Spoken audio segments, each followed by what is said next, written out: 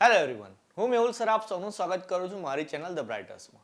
તો આજનો જે આ વિડીયો છે આપણો ડિપ્લોમા સેમેસ્ટર 2ના subject basics of digital electronics એટલે કે બીડીઈના ટોપ 25 મોસ્ટ આઈએમપી ક્વેશ્ચન કે જેની મદદથી તમે જીટીની અંદર સારા માર્ક્સ સ્કોર કરી શકો છો અને ઇઝીલી પાસ થઈ શકો છો. ઓકે, તો આ વિડીયો મેક્સિમમ શેર કરવાનો. જેણે પણ બીડીમાં તકલીફ હોય એમને તો ખાસ મોકલી આપજો.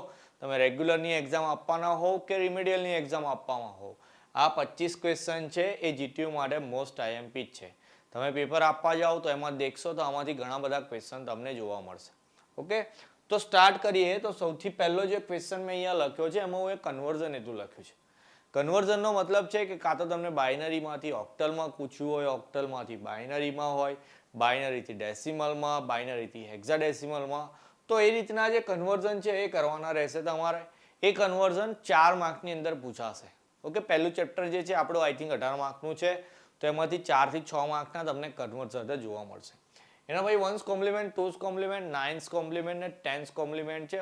આઈ થિંક 1 કે 2's આવશે, કાં તો 9's કે 10 આવશે, બેમાંથી એક જ હશે. 2 માર્કની અંદર ક્વેશ્ચન આવશે એવો. એના પછી બાઇનરી એડિશન ને સબટ્રેક્શન છે, એટલે કે બાઇનરીના સરવાળા બાદબાકી, તો એ બી 4 માર્કની અંદર એ લોકો બનાવીને પૂછશે.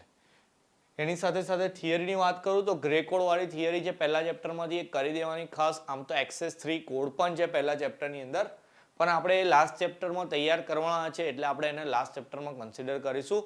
છેલ્લામાં જો BCD ટુ એક્સેસ 3 તૈયાર કરતા હોય તો એ જ વસ્તુ અહીંયા બી સેમ જ આવે. મતલબ તો એ જ છે કે બાઇનરીમાંથી એક્સેસ 3માં જવાનું છે. ઓકે, તો પહેલા ચેપ્ટરમાંથી આટલી 4 વસ્તુ આપણે તૈયાર કરવાની છે. એના પછી બીજા ચેપ્ટરની અંદર ક્વેશ્ચન નંબર 5 આપણો બેઝિક લોજિક ગેટ આવે. ક્વેશ્ચન આવી રીતે લખાઈને આવે કે એક્સપ્લેન બેઝિક લોજિક ગેટ, અથવા તો એવું લખાઈને આવશે એક્સપ્લેન એન્ડ ઓર ને નોટ ગેટ. તો એ 3 ગેટ ખબર છે આપણે કે બેઝિક લોજિક ગેટ છે, તો પછી તમને એક ક્વેશ્ચન આવે કે એન્ડ ઓર કે નોટ ગેટ, તો એ બંનેમાં સેમ જ આન્સર લખવાનો આવશે. કેવી રીતે આન્સર લખવાનો છે તો તમને શીખવાડી દીધું છે. પહેલા એનું સિમ્બોલ, એનું બુલિયન એક્સપ્રેશન ને ટ્રુથ ટેબલ, આટલી 3 વસ્તુ 3 ની અંદર બતાવી દેવાની. ઓકે, ચલો એના પછી નેક્સ્ટ જોઈએ. NAND as universal, non as universal, બેમાંથી એક કાં તો બંને ઓરમાં હશે, પણ 7 માર્કની અંદર ક્વેશ્ચન તમને ખાસ જોવા મળશે. એ બંને આપણે શીખવાડેલા છે. કઈ રીતે? તો પહેલા ફિગર ડ્રો કરવાની, truth table, figure, truth table, બીજું કશું લખવાનું તમારે નહીં. યુનિવર્સલ કેમ કહેવામાં આવે છે, મે બી એવું લખેલું હોય, તમને પૂછવામાં આવે કે why it is universal gate, એટલે કે ભાઈ કેમ એને યુનિવર્સલ માનવામાં આવે છે, તો એક લાઇનમાં લખી લેવાનું કે એને યુનિવર્સલ એટલે માનવામાં આવે છે કે એની મદદથી આપણે જેટલા પણ ગેટ્સ છે એ બધાને બનાવી શકીએ છીએ. ઓકે, એક અહીંયા એડ કરી દેજો જરા. આ વખતે મને પૂછાય એવું લાગે છે એક્સઓર ગેટ બી તમને પૂછાઈ શકે છે. એક્સઓર ગેટ બી તૈયાર કરી લેજો જરા. આમાં એડ કરવાનું રહી ગયું છે, પણ આ વખતે એક્સઓર ગેટ પૂછાવાના ચાન્સીસ બી થોડા વધારે છે. ઓકે, ચલો એના પછી નેક્સ્ટ ક્વેશ્ચન જોઈએ. આપણો 8મા નંબરનો ક્વેશ્ચન એમાં લખ્યું છે પ્રોપર્ટીઝ ઓફ બુલિયન એલ્જીબ્રા, એટલે કે બુલિયન એલ્જીબ્રાના ગુણધર્મો. ઓકે, પેલી ડિસ્ટ્રીબ્યુટિવ પ્રોપર્ટી છે, કમ્યુટેટિવ અને કઈ હતી તી, કમ્યુટેટિવ, ડિસ્ટ્રીબ્યુટિવ અને એબ્સોર્પ્શન પ્રોપર્ટી. ઓકે, તો એ 3 ટાઈપની જે પ્રોપર્ટી કરી દેવાની, 7 માર્કની અંદર પૂછાશે. અથવા તો પ્રોપર્ટીઝ એવું લખેલું નહીં હોય, તમને એવું આપેલું હશે કે a + ab બરાબર ખાલી જગ્યા થાય. જો તમે પ્રોપર્ટી તૈયાર કરી હશે તો તમને એનો આન્સર બી ખબર હશે. ઓકે, ચાલો નેક્સ્ટ. ડે મોર્ગનના થિયરમ જે છે એ તો 100% પૂછાશે એક્ઝામની અંદર. મેં તમને જેવી રીતે કીધું કે નેડ એઝ યુનિવર્સલ ને નોન એઝ યુનિવર્સલ તો હશે જ, એવી રીતે ડી મોર્ગનના જે થિયરમ છે, 2 થિયરમ છે, બંને બી એક્ઝામમાં તમને જોવા મળશે 100%. અત્યાર સુધી જીટીયુમાં એક બી એક્ઝામ એવી નહીં લેવાય કે આ બેમાંથી એક પ્રશ્ન ના પૂછાય. હવે બંને પ્રશ્ન પૂછાતા જ હોય છે. ઓકે, ચલો 10મા નંબરમાં એવું લખ્યું છે ડ્રો લોજિક સર્કિટ. કોઈ ક્વેશ્ચન નથી, પણ તમને એવો એક ક્વેશ્ચન જોવા મળશે કે તમને આવું આપ્યું હશે કે y is equal to ab bar plus a bar bc, આની લોજિક સર્કિટ ડ્રો કરો. તો મેં તમને શીખવાડેલું છે કે કેવી રીતે લોજિક સર્કિટ ડ્રો કરવાની. કેટલા ઇનપુટ છે જોઈ લેવાના, કોના નોટની જરૂર છે તો એનો નોટ બનાવી દેવાનો, પછી એન્ડ ગેટ છે કે ઓર ગેટ છે, એવી રીતે લઈને તમારે બેઝિક લોજિક ગેટથી સર્કિટ ડ્રો કરવાની આવશે. એવું બી એક ક્વેશ્ચન 100% તમને જોવા મળશે. ત્રીજા ચેપ્ટરમાંથી મિન ટર્મ ને મેક્સ ટર્મ છે કે કોને મિન ટર્મ કહેવાય, કોને મેક્સ ટર્મ કહેવાય, એ બંને વસ્તુ સિગ્મા એમ સિગ્મા પાઈથી આપણે જે દર્શાવીએ છીએ તે લખવાની છે. 3 માર્કની થિયરી છે. એના પછી એક પ્રોબ્લેમ આવશે કે મેં પડો 100% આવશે 7 માર્કની અંદર. ઓકે, એ આઈધર એસઓપી વાળો હોય કે પીઓએસ વાળો હોય. આમ તો બંને જ હશે, પણ ઓરમાં હશે. આપણે બંને જ તૈયાર કરીને જવાનું. એનું કારણ એવું છે કે ઓર સાથે બીજા 2 ક્વેશ્ચન કયા આવડે છે એ બી મહત્વના હોય છે. તો કેમેપાળા દાખલા ઇઝી છે, મેં બધા શીખવાડેલા છે, તો એ કરી દેવાના ખાસ. આમાંથી કોઈ બી ક્વેશ્ચનમાં ક્વેરી આવે તો પ્લેલિસ્ટ બનાવી છે, ચેપ્ટરમાં જઈને પહેલાં શીખી લેવાનું. તે છતાં ના ખબર પડે, કોઈ પ્રોબ્લેમ લાગે તો કોમેન્ટમાં બતાવો, આઈધર ટેલિગ્રામ પર જઈને મેસેજ કરી લેજો. જલ્દીથી બધી ક્વેરી સોલ્વ કરવી પડશે, એક્ઝામ આપણી નજીક આવી ગઈ છે હવે. ચાલો એના પછી 3 કે 4 માર્કની અંદર પૂછાય એવો ક્વેશ્ચન છે ડોન્ટ કેર કન્ડિશન.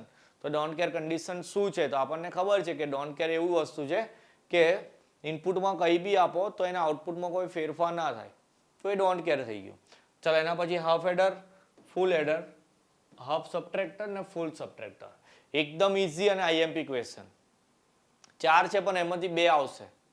ઓકે, કાં તો પછી એવું આવશે કે હાફ એડર ફૂલ એડરનો ડિફરન્સ, હાફ સબટ્રેક્ટર ને ફૂલ સબટ્રેક્ટરનો ડિફરન્સ, એટલે કે બંનેનો તફાવત.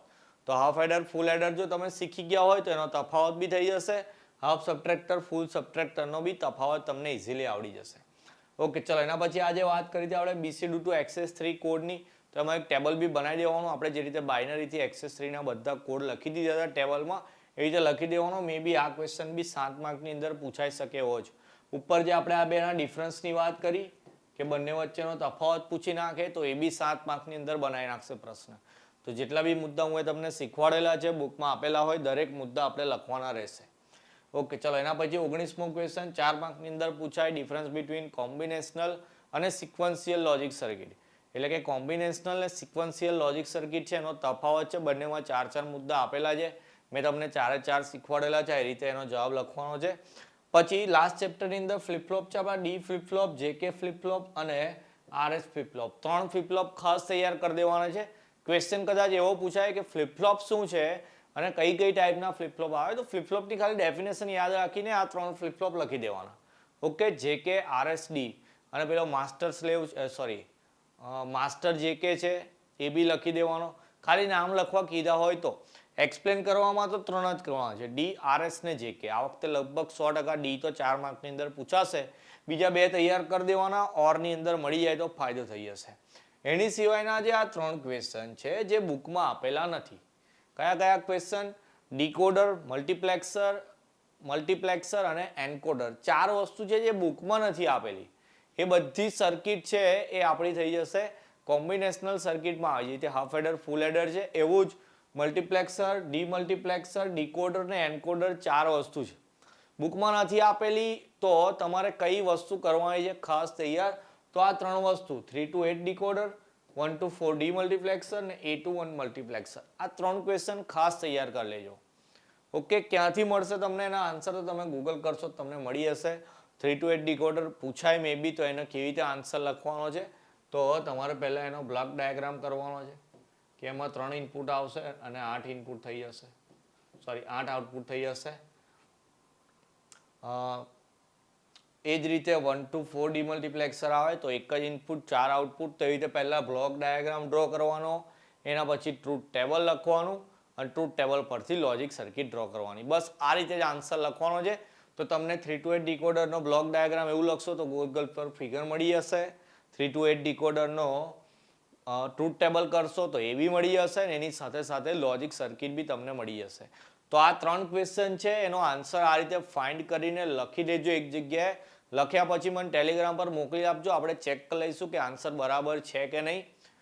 એક્ઝામ બહુ નજીક છે, કામ વધારે છે થોડું, તો આટલી વસ્તુ હું નથી કરી શકતો, પણ તમે જાતે એટલું કરી લેજો.